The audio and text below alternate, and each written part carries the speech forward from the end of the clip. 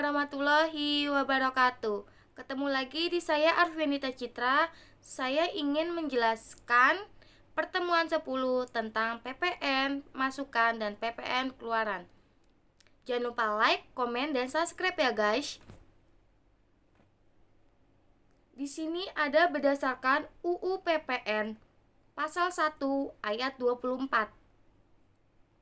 Yang dimaksud dengan pajak masukan adalah PPN yang seharusnya sudah dibayar oleh pengusaha kena pajak karena perolehan BKP dan JKP dan atau pemanfaatan BKP tidak berwujud dari luar daerah.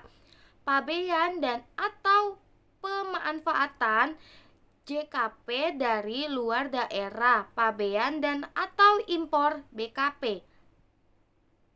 Selanjutnya, berdasarkan UU PPN pasal 1 ayat 25. Yang dimaksud dengan pajak keluaran adalah PPN terutang yang wajib dipungut oleh pengusaha kena pajak yang melakukan penyerahan BKP, penyerahan JKP, ekspor BKP berwujud, ekspor BKP tidak berwujud, dan atau JKP. Selanjutnya di sini ada UU PPN pasal 9 ayat 2. Menyatakan bahwa pajak masukan dalam suatu masa pajak dikreditkan dengan pajak dalam masa pajak yang sama. Selanjutnya UU PPN pasal 9 ayat 2B menyatakan bahwa pajak masukan yang dikreditkan harus menggunakan faktur pajak yang memenuhi persyaratan sebagaimana dimaksud dalam UU PPN pasal 13 ayat 5 dan ayat 9.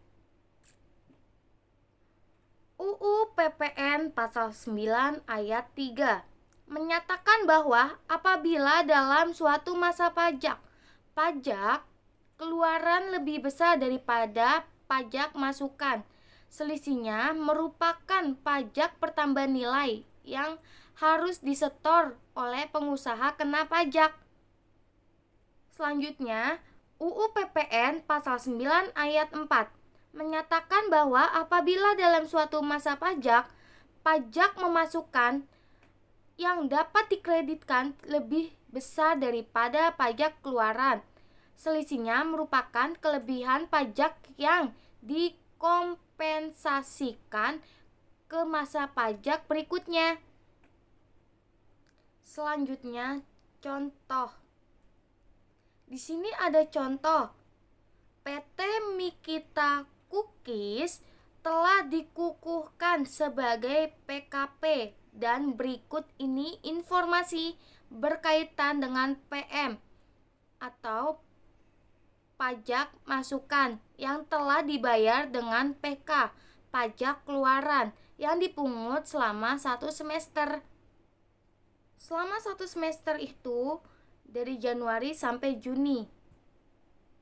Januari 2014, pajak yang telah dibayar saat memperolehan BKP seharga 6 juta rupiah.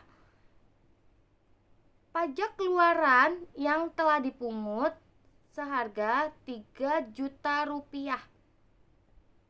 Di bulan Februari 2014, pajak yang telah dibayar saat perolehan BKP seharga 6 juta rupiah. Pajak keluarannya yang telah dipungut 7 juta rupiah. Maret 2014, pajak yang telah dibayar saat perolehan BKP 6 juta rupiah. Pajak keluaran yang telah dipungut 12 juta rupiah. April 2014, pajak yang telah dibayar saat perolehan BKP seharga Rp5.500.000. Pajak keluaran yang telah dipungut seharga 0.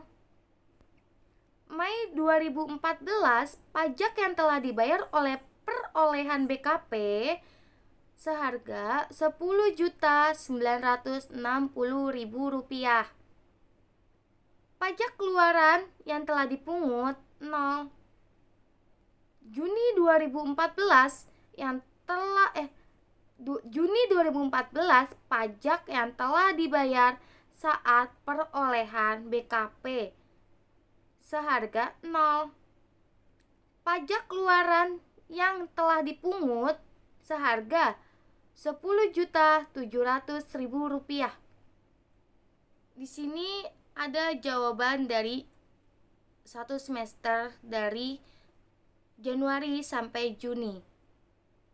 Januari 2014, pajak keluarannya seharga Rp3 juta. Yang pajak masukan seharga Rp6 juta. Jadi PPN lebih bayarnya Rp3 juta. 3 juta dikurang 6 juta rupiah, jadinya 3 juta rupiah. Februari 2014, pajak keluarannya seharga 7 juta rupiah. Pajak masukan seharga 6 juta rupiah.